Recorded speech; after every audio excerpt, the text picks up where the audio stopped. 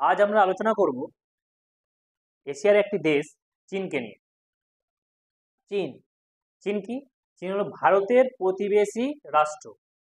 চীন চীন যখন যখন দ্বিতীয় বিশ্বযুদ্ধ চলছে, অর্থাৎ 1939 থেকে 1945-এর মাঝামাঝি, এই সময়টিতে কি হয়, চীনে দুটি রাজনৈতিক পার্টির জন্ম হয়। সেই দুটি রাজনৈতিক পার্টি কি? প্রথম পার্টি, 1 নম্বর পার্টি কি ছিল? Communist party.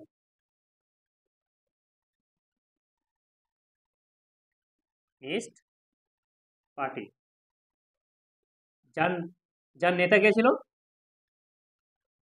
যার নেতা ছিল মাও সে তুং।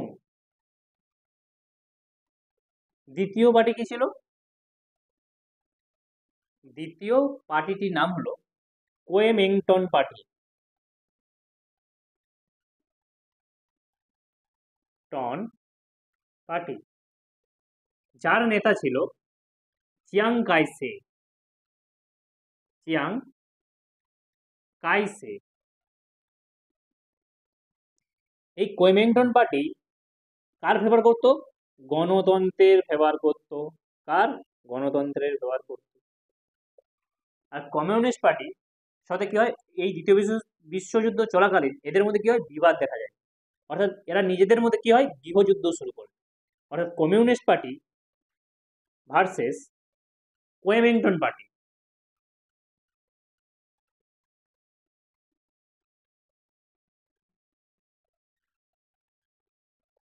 এইদিকে এই দুই পার্টি কি হচ্ছে, একে অপরের সাথে যুদ্ধ করছে, অর্থাৎ ঝামেলা করছে, অর্থাৎ গৃহযুদ্ধের পরিস্থিতি সৃষ্টি হয়েছে। আর সেই সুযোগে কি হয়, তাদের চীনের প্রতিবেশী এক দেশ জাপান, জাপান কি করে, চীনের ওপর অ্যাটাক করে এবং কি করে, চীনের অনেকাংশকেই দখল করে নেয় কে? জাপান।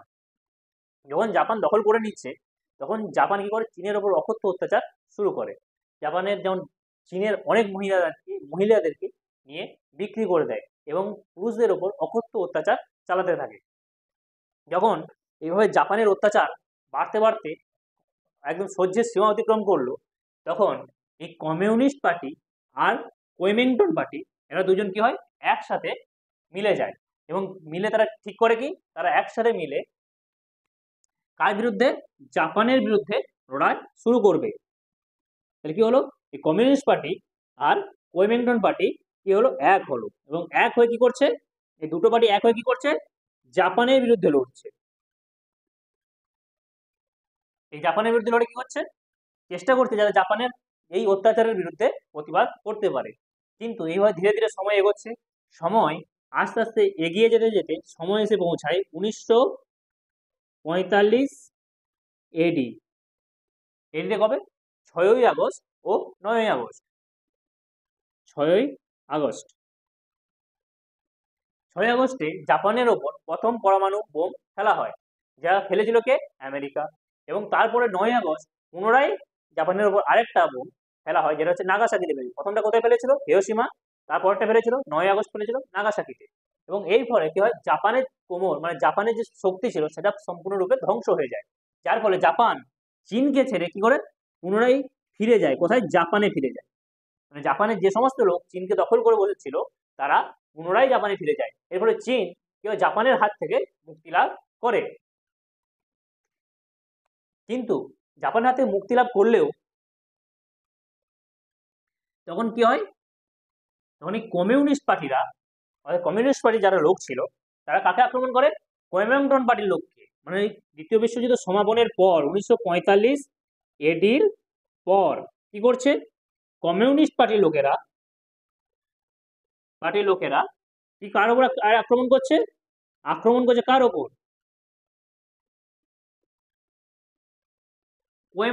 কুওমিন্টাং পার্টির ওপর। কুওমিন্টাং পার্টির লোকেদের উপর, এই পার্টির লোকেদের উপর আক্রমণ করছে। প্রথমে ওই কুওমিন্টাং পার্টি, যখন দ্বিতীয় বিশ্বযুদ্ধ চলাকালীন প্রথম যখন আক্রমণ হয়, তখন কুওমিন্টাং পার্টি কমিউনিস্ট পার্টি থেকে এগিয়েছিল। কিন্তু যখন দ্বিতীয় বিশ্বযুদ্ধ শেষ হয়েছে, তারপর কুওমিন্টাং পার্টির লোকেরা কি হয়, কমিউনিস্ট পার্টির লোকেদের কাছে আস্তে আস্তে পরাজিত হতে শুরু করে। এবং তাদেরকে তারা কোথায় ফিরে যেতে বাধ্য হয়? তারা মূল চীন থেকে চলে গিয়ে ফর্মোসা নামক দ্বীপে বসবাস শুরু করে। এই ফর্মোসা দ্বীপে বর্তমানে এবং তারা সেই দ্বীপটির নাম রাখে রিপাবলিক অফ চায়না, যা কি নামে পরিচিত? যা বর্তমানে তাইওয়ান নামে পরিচিত। এবং এটা মূল চীন, সে তার নাম রাখে, অর্থাৎ মূল যে চীন সে তার কি নাম রাখে? People's Republic of China. এই পিপলস রিপাবলিক অফ চায়না কি শুরু করে? One China policy. One China policy. এতে বলা হয় যে সমস্ত লোক চীনের সাথে অর্থাৎ পিপল রিপাবলিক অফ চায়নার সাথে ব্যবসা করবে, তারা কি করবে? তারা রিপাবলিক অফ চায়না অর্থাৎ তাইওয়ানকে চীনের এক অভিন্ন অঙ্গ বলে মেনে নেবে। এরপর যখন চীন সম্পূর্ণরূপে স্বাধীন হয়, তারপর চীন কি করে? আগ্রাসন নীতিকে গ্রহণ করে। এবং সে কি করে? আগ্রাসন নীতিকে গ্রহণ করে সে বিভিন্ন দেশের বিভিন্ন অংশকে কি করে? দখল করা শুরু করে। চীনের যদি আমি ম্যাপটা আঁকি,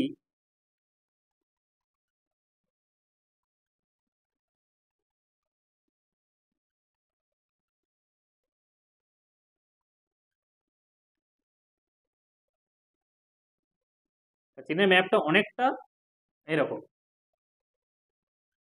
যেখানে অরিজিনাল চায়না হলো এইটুকু অংশ, যেখানে কি হচ্ছে? এই উপরের দিকের অংশ অর্থাৎ উত্তরের দিকে যে অংশটা, তার নাম হচ্ছে মানচুরিয়া।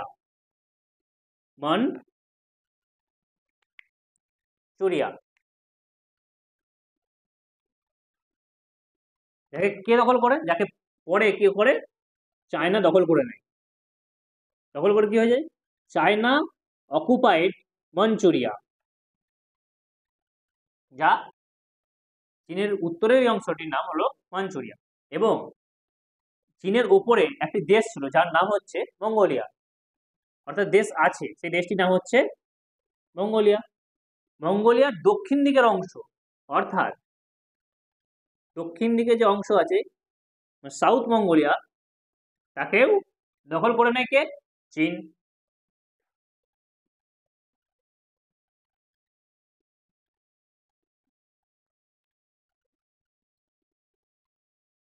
অর্থাৎ একে বলা যেতে পারে চায়না অকুপাইড মঙ্গোলিয়া। এরপর চীনের পশ্চিমী অংশ আসা যাক। পশ্চিমী অংশের যে একটা দেশ আছে, সে দেশটার নাম হলো, আগের নাম ছিল ইস্ট তুর্কিস্তান। তাকে সম্পূর্ণরূপে দখল করে নেয় কে? চায়না। এবং চায়না কি করছে? ইস্ট তুর্কিস্তানকে কি করছে? দখল করে নিচ্ছে। এবং এই প্রান্তে কি? এইটার নাম আছে সিনজিয়াং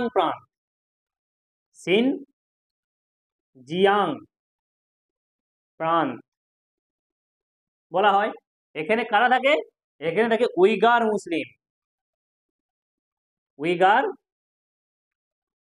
মুসলিমরা। এখানে মুসলিমদের সাথে চায়নারা কি করে? অত্যাচার করে। এখানে মুসলিমদের দাড়ি রাখা বারণ। এখানে যে মুসলিমদের মসজিদ আছে, তাদের যে মসজিদে যে গুম্বজ থাকে, সেই গুম্বজকে ভেঙে প্লেন করে দিয়েছে কারা? চায়নারা। এরপর চীন কি শুরু করে? চীন তিব্বতকে 1951 AD থেকে ধীরে ধীরে দখল করতে শুরু করে এবং 1959 AD-তে সম্পূর্ণরূপে তিব্বতকে দখল করে নেয়।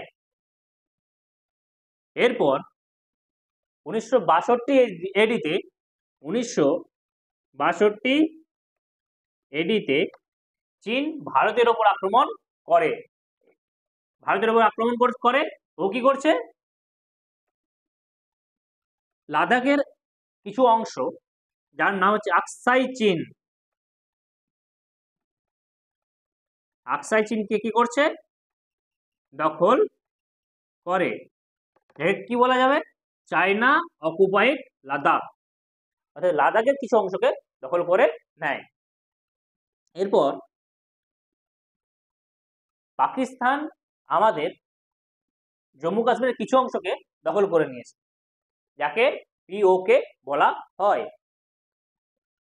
পাকিস্তান পিওকের একটি অংশ যার নাম হলো সাসক্রাম ভ্যালিকে কি করে, চায়নাকে গিফট হিসেবে প্রদান করে।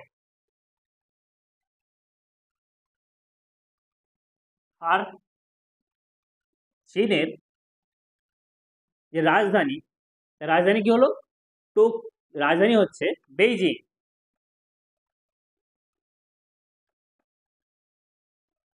চীনের সমুদ্রের ধারে অবস্থিত একটি গুরুত্বপূর্ণ শহর, মানে ডেভেলপ শহর, সাংহাই।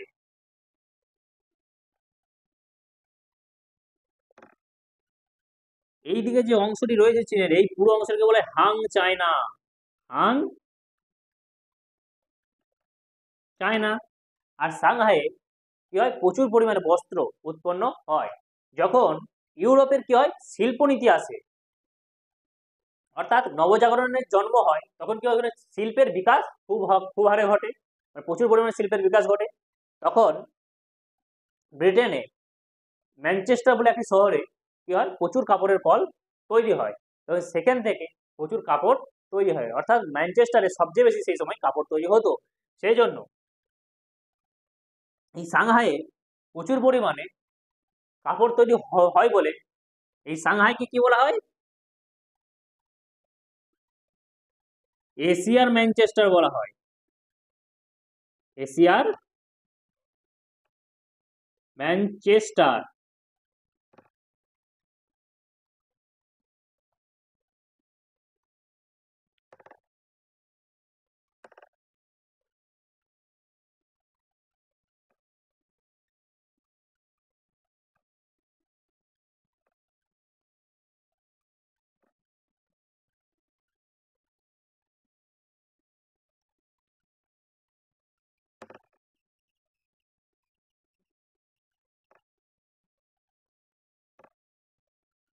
কি বলছে, একে এশিয়ার ম্যানচেস্টার বলা হচ্ছে।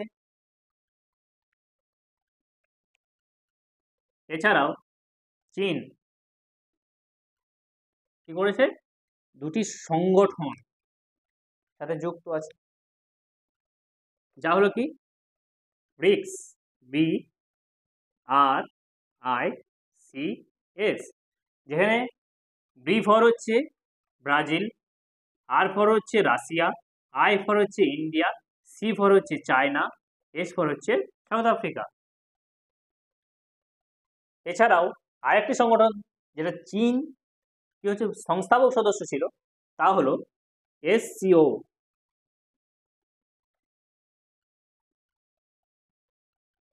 এই হলো চীনের এক সামান্য আলোচনা। বর্তমানে চীন দ্বিতীয় বড় অর্থব্যবস্থাতে পরিণত হয়েছে। এখন সবচেয়ে বড় অর্থব্যবস্থাকে আমেরিকা, দ্বিতীয় বড় অর্থব্যবস্থাকে চায়না, তৃতীয় বড় অর্থব্যবস্থাকে জার্মানি, চতুর্থ হচ্ছে জাপান এবং পঞ্চম হলো ভারত। চীনের যতগুলি প্রতিবেশী দেশ আছে তার মধ্যে বেশিরভাগ দেশের সাথে, মানে বেশিরভাগ রাষ্ট্রের সাথে কি আছে, চীনের সীমা বিবাদ আছে। এই চীনের সীমা বিবাদের কারণই হলো চীনের আগ্রাসন নীতি।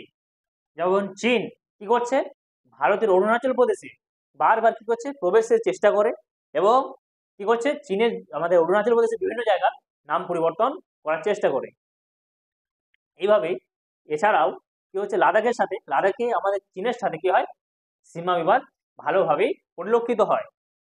এই হলো চীনের সম্বন্ধে সামান্য কিছু আলোচনা। যদি ভিডিওটিকে ভালো লেগে থাকে তবে ভিডিওটিকে লাইক, কমেন্ট ও শেয়ার করুন এবং ভিডিওটিকে সাবস্ক্রাইব করুন। নমস্কার।